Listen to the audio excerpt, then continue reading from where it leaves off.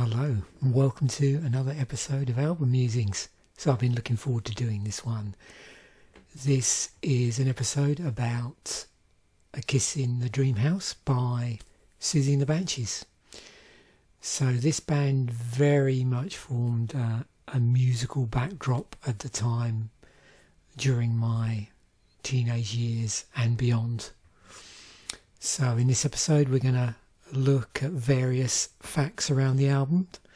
I'll be reflecting on my own memories of that time. We'll be looking at the charts in the UK around the time the album was released and when the two singles that were pulled from this album, or taken from this album, were released.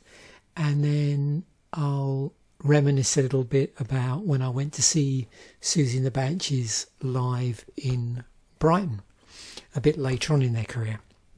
So lots to talk about.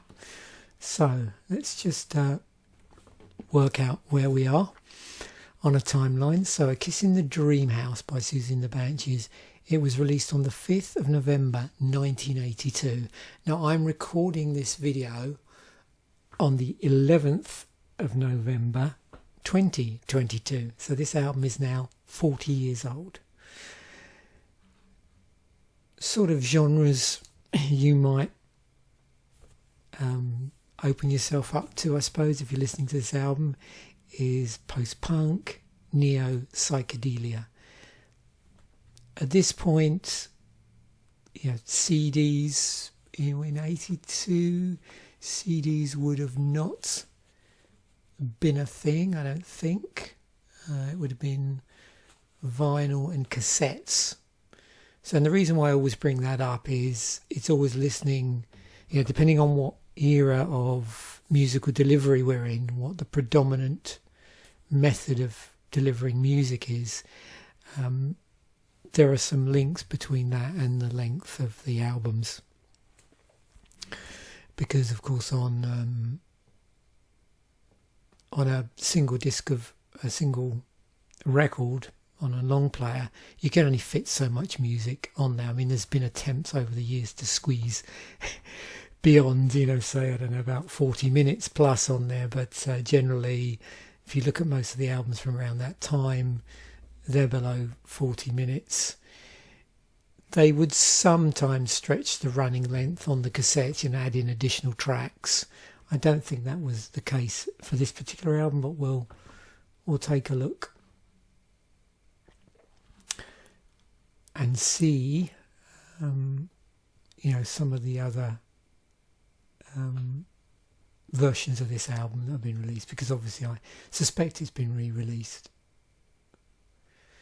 So, 5th studio album, 5th of November, as I said, change in musical direction. Group used strings for the first time and experimented in the studio. John McGeoch, who I'm a big fan of, played more instruments, including recorder and piano.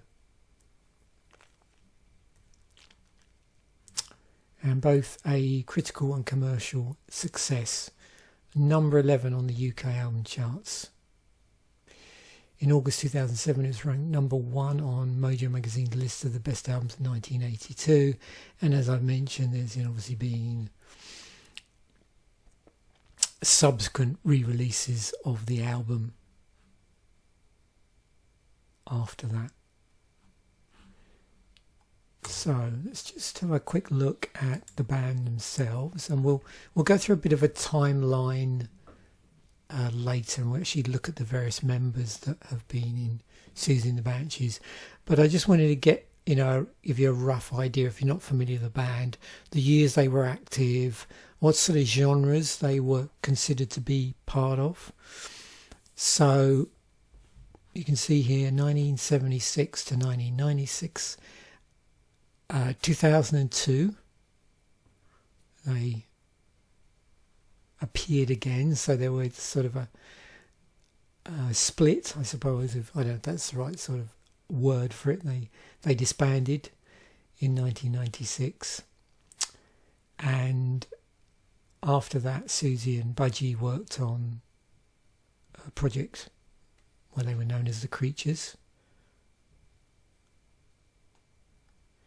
And it says 2004 Siouxsie began a solo career, but we'll look a little bit about the timeline of band members. You can sort of see there's been quite a few people involved in the band over the years, including Robert Smith, which I'm sure we'll see how he slid into the band, and how people like Sid Vicious have a connection, and Marco Perrone from Adam and the Ants. So here we have the list of their studio albums, and you can see it stops at 1995. So here's A Kiss in the Dream House, 1982. We'll talk a little bit at the end of this video about Tinderbox as well. And I'm trying to work out, I had a bit of an infilling exercise in about, I don't know, around 2008, I think, and actually went through and bought most of these early albums on CD. Actually, don't have the later stuff. I have this on vinyl as well. I bought this when it came out. The rest of them I bought retrospectively little whiles after they came out, some more than others. I think the last album I may have bought was Join Hands, and the first Banshees album I bought was The Scream on cassette, and that was around about, I think, 82 maybe, 81, 82. But I was aware of them, prior to me buying anything by the band. At that point, I was definitely more into metal, I suppose. So my vinyl purchases tended to be more bands in that genre. And although I did buy bands like, say, The Skids and I'm trying to think of the other band, their name's gone now, that I was big into, The Ruts. It was a little bit later, till around 82, 83, that I started to infill again on new wave and punk stuff. So here's the track listing for the original album. These pieces, this bit here. So nine tracks. Although this wasn't a single, I really love this track, Painted Bird. This is the track that Slowdive got their name from, apparently. And then the CD reissue from 2009 has a couple of 12-inch versions and a couple of demos on it. In terms of the personnel, you got Siouxsie Sioux, Stephen Severin, John McGeoch and Budgie. And then there is some cello on the album and some violin as well. And you can see here the band themselves were heavily involved in the production, and they had an engineer working with them. Chart performance, I got to number 11 in the UK, 47 of Swedish albums, 19 in New Zealand, went silver in the UK. Don't have any other information here about how well it sold in the US. I don't know actually how well Siouxsie and the Banshees actually did stateside. So if anybody knows a bit more about that, then let me know. Looking on Album of the Year, the way they, from their sort of lens of how they assess popularity, this is the order that they place the albums in. So Juju, The Scream, Kaleidoscope, Tinderbox, Kiss in the Dream House. Interestingly, this and this all feature John McGeoch. This is the album that Robert Smith played on, I believe, if I'm right, and that we'll see in a moment. And yeah, there's a few other singles and EPs there.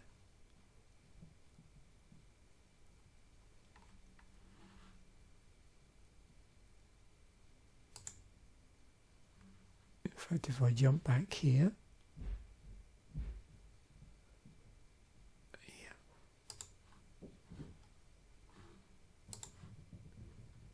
yep, there we go. There is also a live album as well. Pretty sure.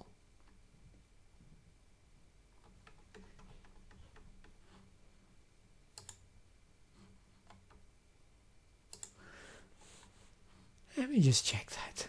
That was it. I couldn't remember that. Nocturne. That was that. 2 ones at the Royal Albert Hall in '83. So most of the material came from Juju and A Kiss in the Dream House.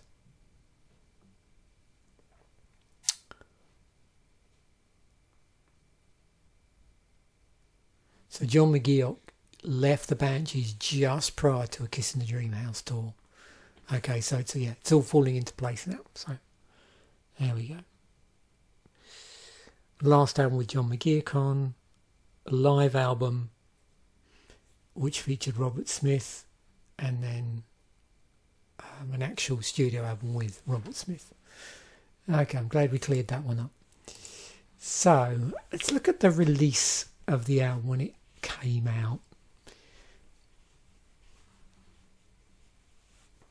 And so again, we're looking at the UK perspective here. So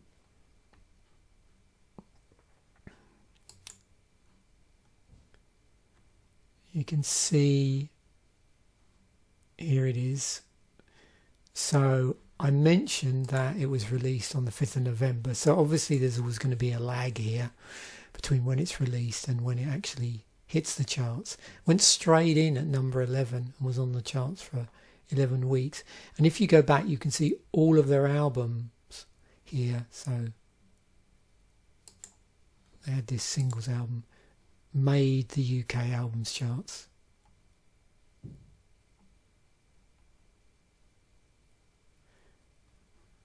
Of course, some more than others.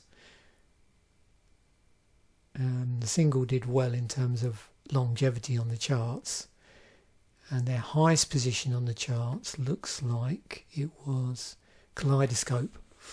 So that would have been the first album to feature John McGeoch.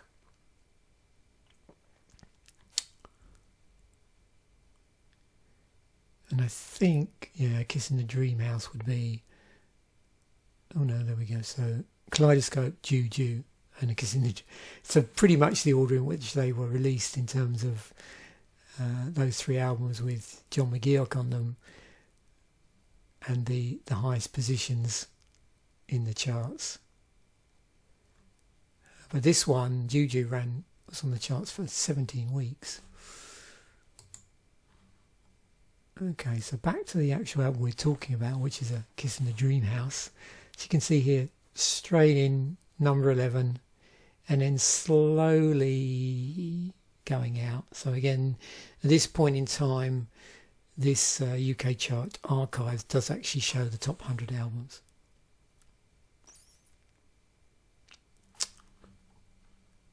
And just to place it alongside other music that was around at that time, so we'll look at the album charts for the week that it was at number 11, which is the week of the so the week including the 13th of the 11th.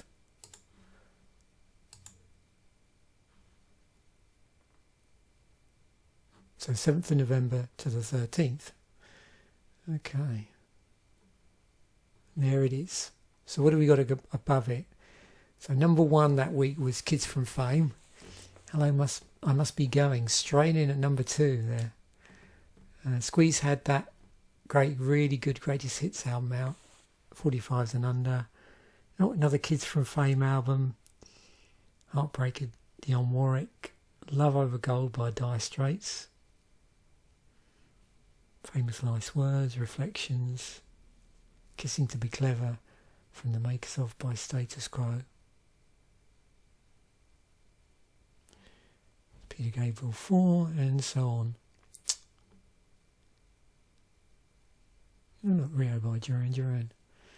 ABC. So, and there's Bauhaus as well. So lots again, when I've done some of these, lots of really interesting stuff sitting in the UK charts, particularly in 82 when this came out.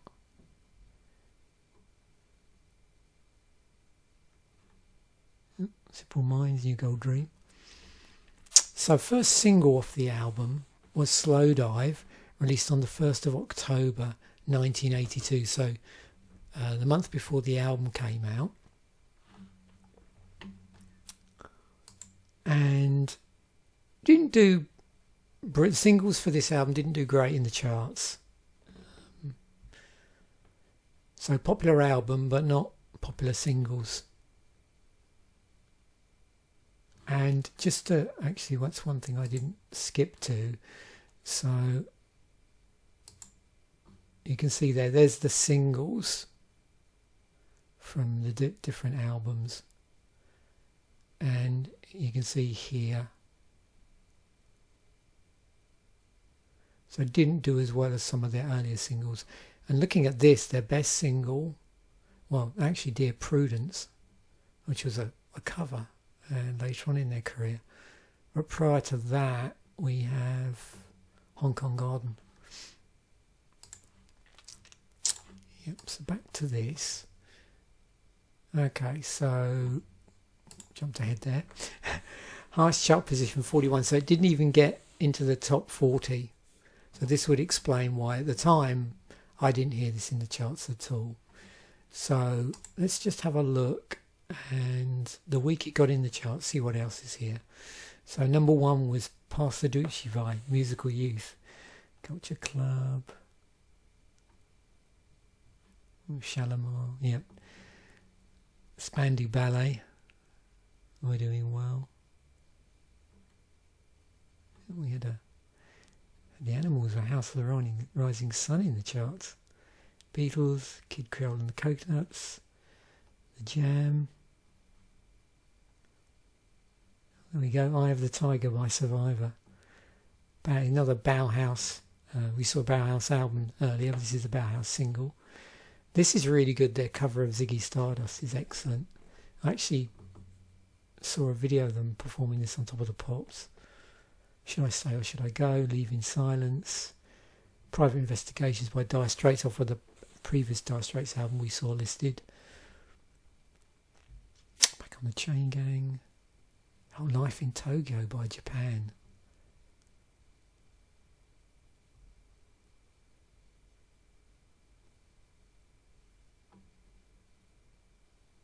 Mad World, Tears for Fears. And there it is. That's its highest position.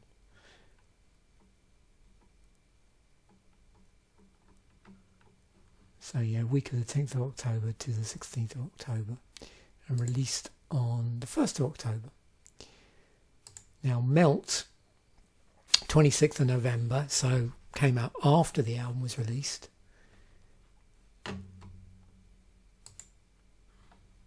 And 49 was its highest position.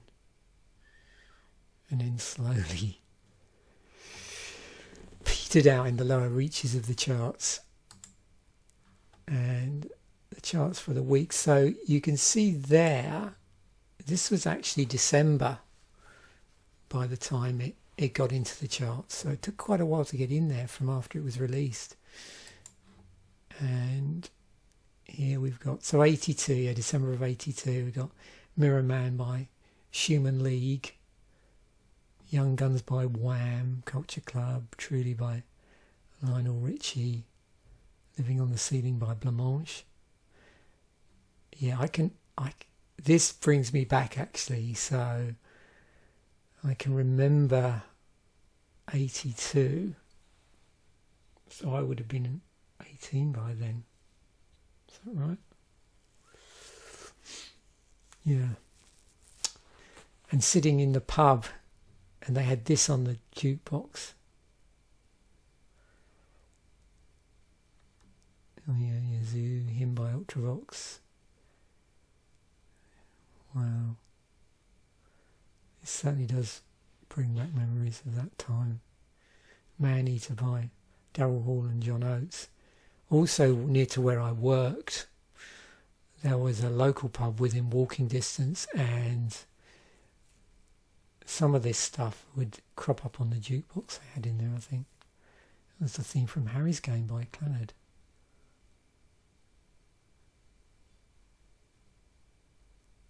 Night Porter by Japan.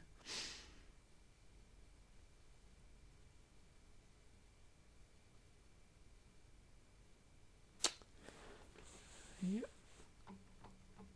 Oh yeah. Certainly brings back memories, both good and bad. So, let's have a list of the musicians that have been involved in the Banshees over the years. It's obviously Siouxsie Sue all the way through, and Stephen Severin. They're the core of the band, and you can see here Budgie is next longest serving member, and the original, if you go back to the very start, I believe they played a live. This is due to a live gig they played, where they played I think a really long version of the Lord's Prayer, their interpretation of it, and I think something else was played as well. I'm not quite sure what. And for that lineup, it was Sid Vicious, Marco Perrone, and Siouxsie Sue, and that was it. Oh, and sorry, Stephen Severin, of course, on bass. So yeah, guitar, drums, vocals, bass, and then this short period of time here where Peter Fenton, I don't know much about this guy, but I am aware of John Mackay and Kenny Morris. They played on 2 albums, and there was that massive breakup in the band where they literally just left on a tour, and Robert Smith stood in for the tour. That's why he's here. You can see Budgie joined at that point on drums. He would have been previously in the Slits. And then we have John McGeoch, who was in the band for 3 albums. Robert Smith rejoined here. And you can see up here, played on Dear Prudence. It's a cover, and also on Nocturne and Hyena. So this is just for this tour, this point here. And then this is when I saw them live, when John Carruthers joined the band. So here, this would be your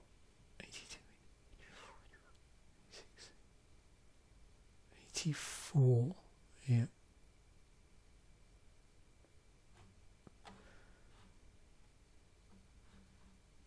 And he played on 86's Tinderbox, and I bought that album when it came out. And previously he'd played on this EP, but it looks like he was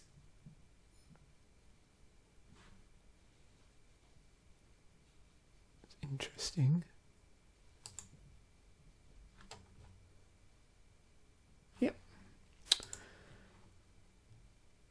So it looks like he played on 3 albums, and then John Clean, who's the current, So John Clean, 4 albums, then Knox, Chandler, and then you can see here, looks like there's a period in 2002 where they were active for a very short period of time.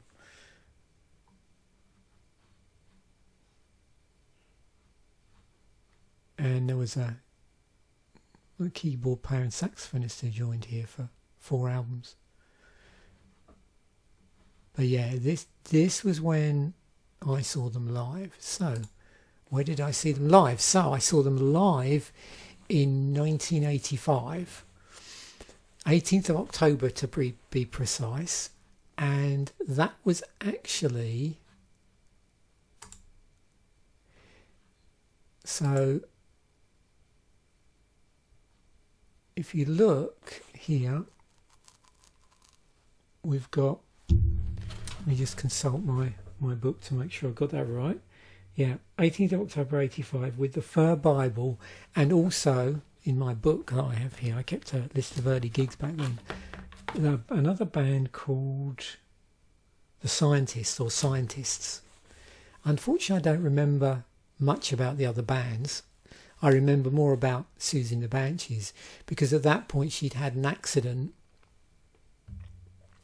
and I'd either broken her foot or her ankle and had to perform sitting on like a high stool. And she had this cane as well.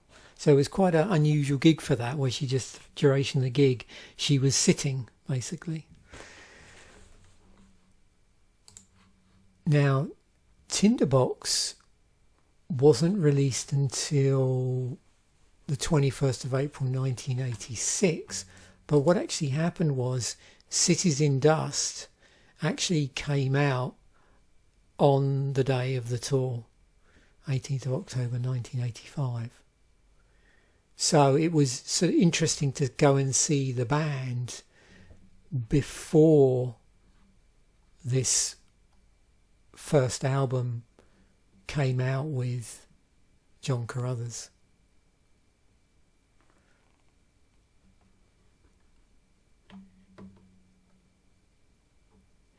And I have no recollection as to whether they were playing any tracks that ended up on this or not. That's the problem. And unfortunately, I don't think in here. Yeah, sometimes with these concert archive things, it will have a list of tracks, but not for that one. And I certainly didn't make a note of any of those.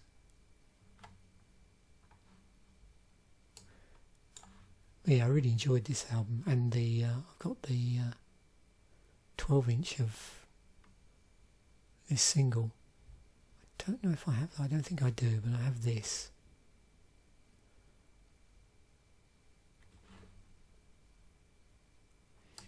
So, Warren Brighton is the centre. So, it's on the seafront. This is a really interesting block. In terms of live venues, as far as I know, and it's been a while since I visited Brighton, I think I was down there probably about 5 years ago when I visited. And of course, all through until I left the UK, I was down here all the time. Like, I was going to see live bands further on the seafront of the Concorde too, up until 2008 into 2009, I think.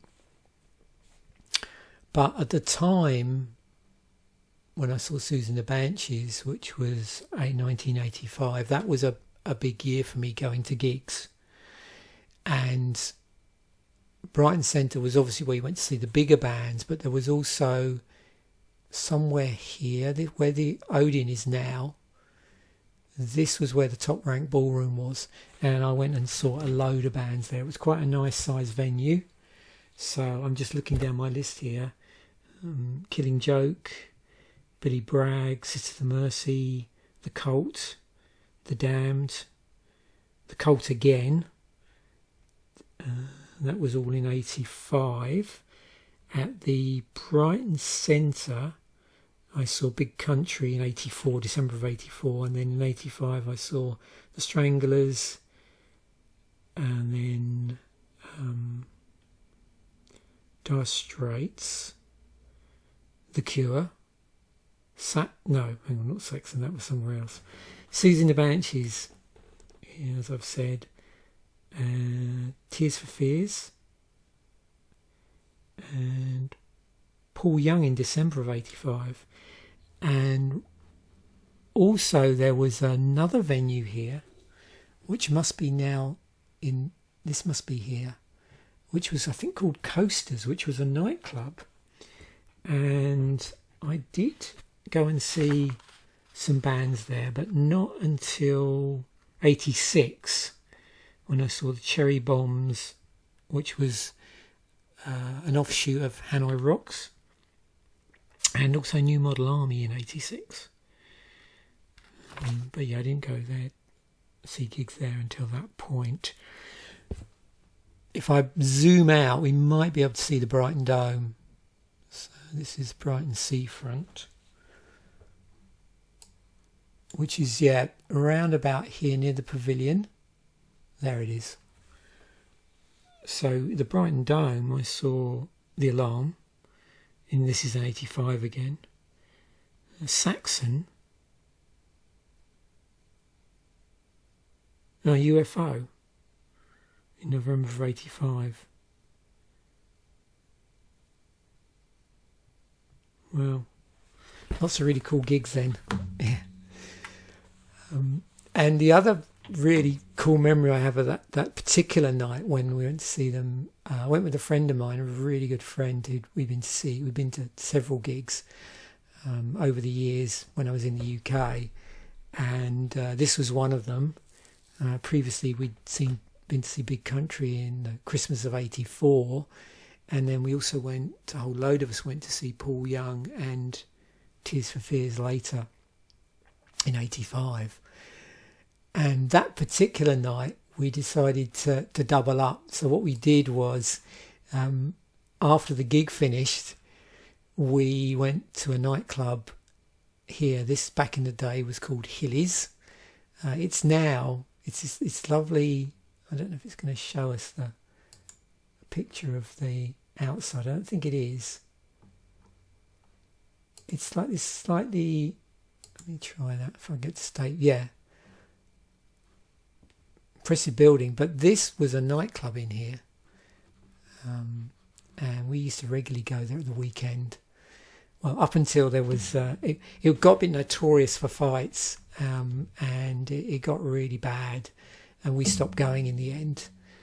And I think what broke the camel's back was we actually went one night up after we'd gone here after the Banshees gig to someone's birthday party, and there was a massive fight there. So we said, oh, we're just not going to go there again. So we stopped going. But yeah, on that particular occasion, when we went to see the Banshees in '85, it wasn't too bad, at least on a whatever night of the week we went. And so we stopped off on the way back and danced the night away. That was really cool. Yeah, I used to go there quite a bit on a Sunday night, actually, with a load of mates. So that's all I think I'm going to talk about in terms of this, my album musings for A Kiss in the Dream House by Siouxsie and the Banshees. Hope you enjoyed it. If you haven't checked it out, check it out. It's a cool album from November 1982, and when this video was recorded, 40 years old. Thanks once again for watching. Bye for now, and I will catch you in the next video.